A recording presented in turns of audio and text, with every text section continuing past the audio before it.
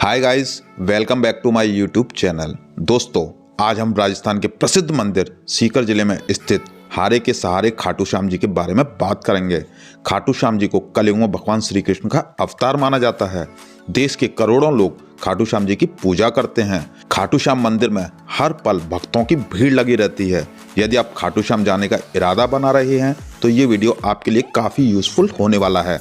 इस वीडियो को देखने के बाद आपको कोई और वीडियो देखने की ज़रूरत ही नहीं पड़ेगी, क्योंकि इस वीडियो में हम बताने वाले हैं खाटू श्याम पहुंचने का सबसे बेस्ट और सस्ता तरीका क्या है, और वहां खाने पीने की क्या व्यवस्था है, और हमें कितने दिन का प्लान बनाना चाहिए, कहां रुकना बेस्ट रहेगा और कौन सा टाइम बेस्ट रहेगा खाटू श्याम दर्शन के लिए। और साथ ही साथ ये भी बताएंगे कि कौन कौन से स्थान हमें वहाँ घूमने चाहिए और हमारा टोटल बजट कितना आएगा। हम ये भी बताएंगे कि खाटू श्याम को कलयुग का भगवान क्यों माना जाता है।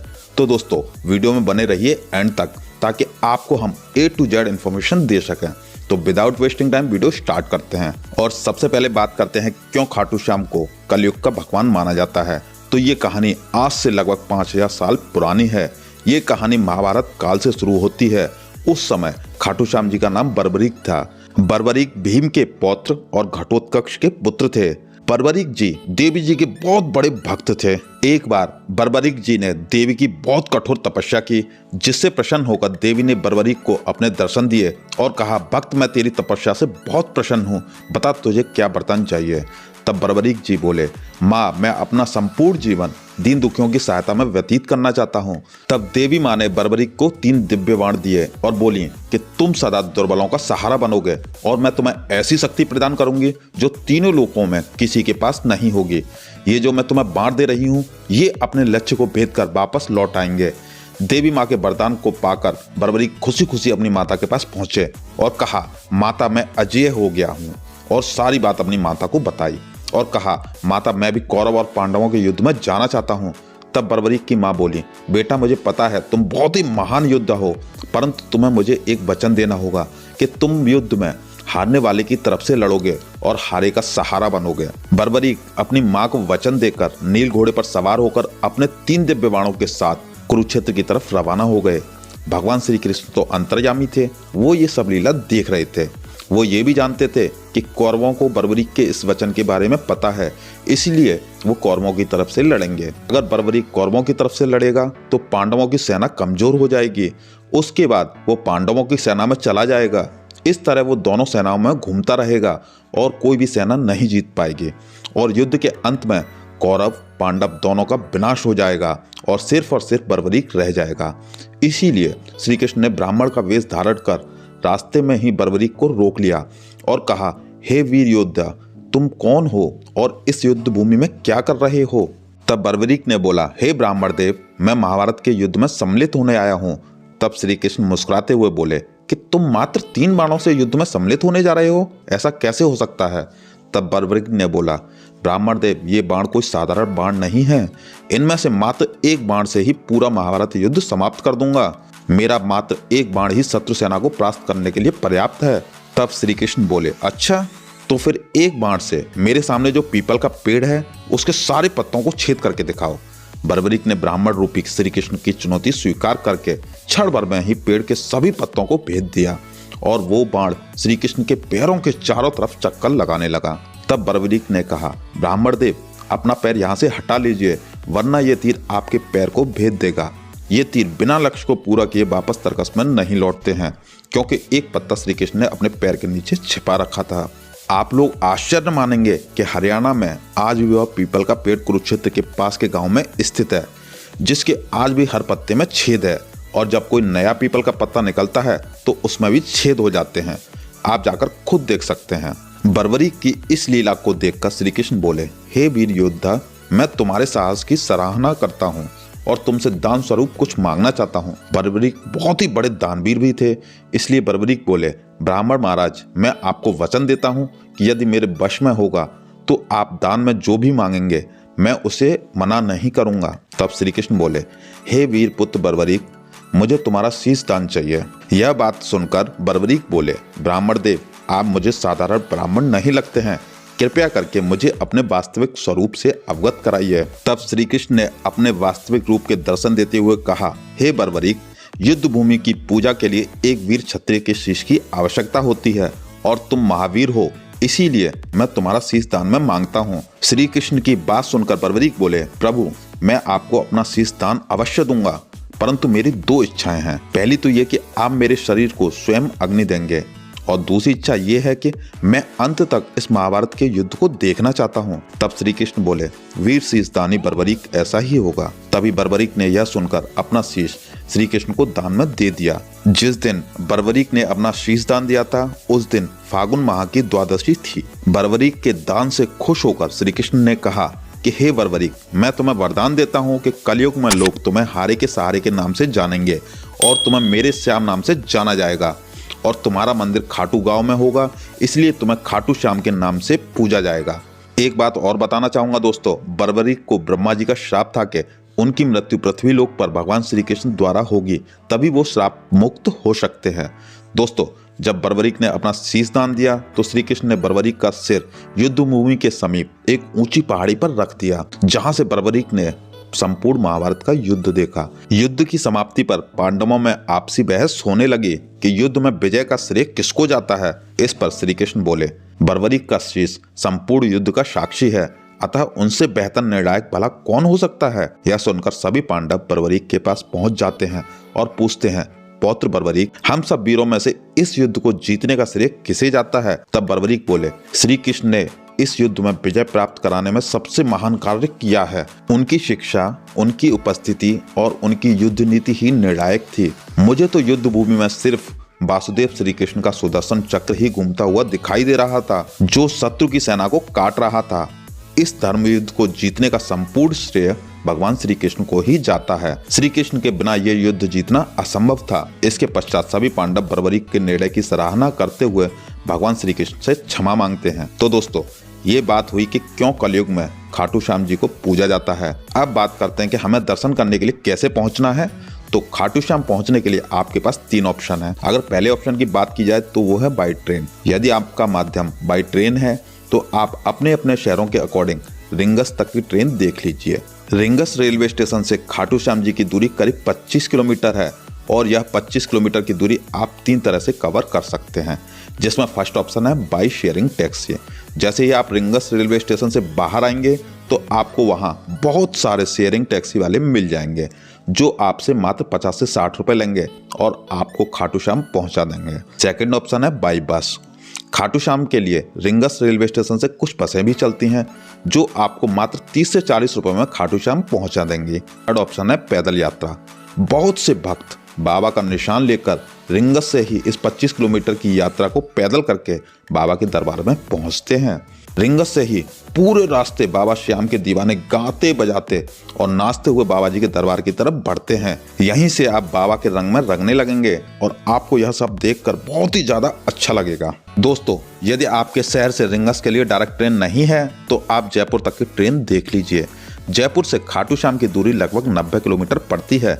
इस 90 किलोमीटर की दूरी को आप ट्रेन बदलकर भी कवर कर सकते हैं, या फिर आप जयपुर से खाटू श्याम बस द्वारा भी जा सकते हैं, जिसके लिए आप जयपुर रेलवे स्टेशन से मात्र 10 रुपये पे करने के बाद ई रिक्शा द्वारा Sindhi camp bus stand Jaipur पहुंच जाइए, जो कि मात्र 1 किलोमीटर के डिस्टेंस पर है। सिंधी कैंप बस स्टैंड के बाहर से आपको प्राइवेट बसेस और अंदर से रोडवेज बसेस इजीली मिल जाएंगी। यदि आप प्राइवेट बसेस के थ्रू जाते हैं तो आपको 100 से 120 रुपये पे करने पड़ेंगे, और यदि आप रोडवेज बसेस के थ्रू जाते हैं तो आप मात्र 80 से 100 रुपये में खाटू श्याम पहुंच जाएंगे। और यदि आप एसी बस से जाना चाहते हैं तो उसमें आपको 150 से 200 रुपये खर्च करने पड़ेंगे। रोडवेज बसेस आपको 4 नंबर स्टॉप से मिलेंगी, और जयपुर से खाटू श्याम पहुंचने में आपको 2 से 3 घंटे का समय लग जाएगा। उससे आगे का 1 से 1.5 किलोमीटर का सफर आपको पैदल ही तय करना पड़ेगा। अब बात करते हैं सेकंड ऑप्शन की, तो वो है बाई फ्लाइट। यदि आपका माध्यम बाई फ्लाइट है तो नियरेस्ट एयरपोर्ट जयपुर एयरपोर्ट है। उसके बाद आप 1500 से 2000 रुपए में टैक्सी बुक करके भी जयपुर से खाटू श्याम दर्शन करने जा सकते हैं। अब बात करते हैं थर्ड ऑप्शन की, तो वो है बाई कार। यदि आप अपनी पर्सनल कार से आ रहे हैं तो आपको मंदिर परिसर से 1 से 1.5 किलोमीटर पहले ही बहुत बड़ी पार्किंग देखने को मिल जाएगी, जिसमें आप मात्र 100 रुपये देकर अपनी गाड़ी पार्क करके दर्शन करने जा सकते हैं। पार्किंग के पास में ही आपको पब्लिक टॉयलेट और नहाने धोने की सुविधा भी मिल जाएगी। यदि आप रूम्स नहीं लेना चाहते हैं और आप पब्लिक टॉयलेट को यूज़ करना चाहते हैं तो आप वहां भी पब्लिक टॉयलेट में जाकर फ्रेश हो सकते हैं और खाटू श्याम जी के दर्शन करके उसी दिन वापस लौट सकते हैं। और यदि आप खाटू श्याम में स्टे करना चाहते हैं तो आपको खाटू श्याम मंदिर के आसपास बहुत सारी धर्मशालाएं और प्राइवेट होटल्स देखने को मिल जाएंगे। अगर मैं धर्मशाला की बात करूं तो एक धर्मशाला है वृंदावन धर्मशाला। उसके लिए आपको मुख्य द्वार से 50 मीटर अंदर आना है, जहां आपको एक पेट्रोल पंप दिखाई देगा। पेट्रोल पंप के जस्ट सामने ही वृंदावन धाम धर्मशाला के लिए रास्ता जाता है। यह धर्मशाला बहुत ही विशाल और सुंदर बना हुआ है। यहाँ पर आपको मात्र 300 रुपये में 4 लोगों के लिए रूम मिल जाएगा, बट आपको इसमें बाथरूम अटैच नहीं मिलेगा। उसके लिए आपको 600 रुपये में 4 लोगों के लिए अटैच टॉयलेट बाथरूम वाला रूम लेना पड़ेगा, या फिर आप 800 रुपये में AC रूम भी ले सकते हैं। इस धर्मशाला में आप रात 9 बजे तक फूड फैसिलिटी एंजॉय कर सकते हैं, जहां पर आप ब्रेकफास्ट, लंच और डिनर बहुत ही कम और अच्छे रेट पर कर सकते हैं। अगर आप यहां पर रूम नहीं लेते हैं तो भी आप यहां फ्री में नीचे ही नहा धोकर जा सकते हैं। इस धर्मशाला में ऑनलाइन बुकिंग नहीं होती है, इसीलिए आप ऑफलाइन बुकिंग के लिए ओरिजिनल ID प्रूफ जरूर लेकर आएं। दोस्तों, कमेंट बॉक्स में हारे का सहारा खाटू श्याम हमारा जरूर लिखते चलें। यहाँ की कुछ धर्मशालाओं में सिर्फ फैमिली को ही रूम्स दिए जाते हैं। यदि आप सिंगल हैं तो हो सकता है उसके लिए आपको प्राइवेट होटल लेना पड़े, जिसमें आपको 800 से 1500 रुपये खर्च करने पड़ सकते हैं। दोस्तों, अब बात करते हैं कि खाटू श्याम आने का बेस्ट टाइम कौन सा है। तो आप यहाँ पूरे साल में कभी भी आ सकते हैं और आप मात्र एक दिन में यहाँ दर्शन करके वापस भी जा सकते हैं। यदि आप यहाँ छुट्टी के दिन, फागुन महीने के अंदर, जन्माष्टमी के दिन या फिर किसी त्योहार के दिन आएंगे तो आपको दर्शन करने में थोड़ा टाइम ज़्यादा लगेगा। यहाँ होली से पहले 5 दिन का भव्य मेला भी आयोजित किया जाता है, जिसमें करोड़ों भक्त दर्शन करने आते हैं। उस समय यहाँ होटल्स के रेट डबल हो जाते हैं। अब बात करते हैं खाने पीने की, तो आपको यहाँ मात्र 100 से 150 रुपये में थाली मिल जाएगी। दोस्तों, जब आप दर्शन करने जाएंगे तो आपको रास्ते में बहुत सारी प्रसाद की दुकानें, गुलाब के फूल की दुकानें, इत्र और मोरपंखी की दुकानें दिखेंगी। तो आप चाहें तो यहाँ से प्रसाद, फूल, इत्र और मोरपंखी भी ले सकते हैं। कहते हैं कि खाटू श्याम बाबा को इत्र, मोरपंखी और गुलाब का फूल बहुत ही पसंद है, तो आप यहाँ 3 इत्र की बोतल ले लें। उनमें से 2 इत्र की बोतल और 1 गुलाब का फूल यहाँ चढ़ा दें। बाकी मोरपंखी अपने घर ले जाकर मंदिर में रख दें और 1 इत्र की बोतल भी बची हुई रख दें। उसे बाबा के यहाँ लाकर दोबारा जब चढ़ाएं जब आपकी मनोकामना पूरी हो जाए। दोस्तों, जब भी आप खाटू श्याम मंदिर जाएंगे तो रास्ते में आपको बहुत सारे मंदिर भी पड़ेंगे, जिनमें सबसे पहले आएगा बालाजी मंदिर। आप यहाँ पर हनुमान जी के दर्शन कीजिए और चिंताहार्डी गायत्री मंदिर की तरफ बढ़िए। यहाँ गायत्री माता के दर्शन कीजिए और इसी मंदिर में छोटा सा खाटू श्याम जी का मंदिर भी बना हुआ है, तो आप वहां भी खाटू श्याम जी के दर्शन कीजिए। यहाँ से थोड़ा सा और आगे बढ़ेंगे तो प्राचीन श्याम कुंड पड़ेगा। खाटू श्याम में 2 कुंड हैं। पहला जो कुंड है वो शनि मंदिर से लगभग 200 से 300 मीटर की दूरी पर स्थित है। यह कुंड थोड़ा सा छोटा है। यहाँ पर आप बहुत सारे भगवानों के दर्शन भी कर सकते हैं। जब आप इस कुंड के अंदर से आ जाएंगे तो यहाँ से लगभग 400 से 500 मीटर की दूरी पर आपको एक और कुंड दिखाई देगा। ये वाला कुंड आकार में पहले वाले कुंड से काफ़ी बड़ा है और ज़्यादातर लोग यहीं पर आकर अपने हाथ पैर धोते हैं। पहले यहाँ लोगों को स्नान करने की अनुमति थी, बट अब नहीं है। दोस्तों, इस कुंड की मान्यता है कि श्री खाटू श्याम का शीश इसी धरती के भाग से अवतरित हुआ था, इसीलिए यहाँ का नाम श्याम कुंड पड़ा। यहाँ पर ऐसा माना जाता है कि जो इस कुंड में सच्चे मन से डुबकी लगाता है उसके सब कष्ट दूर हो जाते हैं। इस कुंड से खाटू श्याम मंदिर की दूरी लगभग 500 मीटर है, जिसे आप पैदल 5 से 10 मिनट में कवर कर लेंगे। उसके बाद आप खाटू श्याम के दर्शन के लिए लाइन में लग जाएं। लाइन में करीब आधा से 1 घंटे बाद आप खाटू श्याम जी के दर्शन कर लेंगे। अब आप बाबा के दर्शन कीजिए, अपनी अपनी मनोकामनाएं मांगिए और आगे बढ़िए। यहाँ पर आप अपना बैग, मोबाइल या कैमरा लेकर जा सकते हैं, लेकिन मंदिर के अंदर फोटो खींचना या वीडियो बनाना मना है। दोस्तों, जैसे ही आप बाबा के दर्शन करके बाहर निकलेंगे तो यहाँ पास में ही एक बगीचा स्थित है जिसे श्री श्याम बगीची के नाम से जाना जाता है। इसी बगीची से भगवान खाटू श्याम को अर्पण करने के लिए फूल चुने जाते हैं। यहीं पास में ही स्थित गोपीनाथ मंदिर में भी आप दर्शन कर सकते हैं। इसके साथ ही यहाँ पास में गौरी शंकर मंदिर भी बना हुआ है।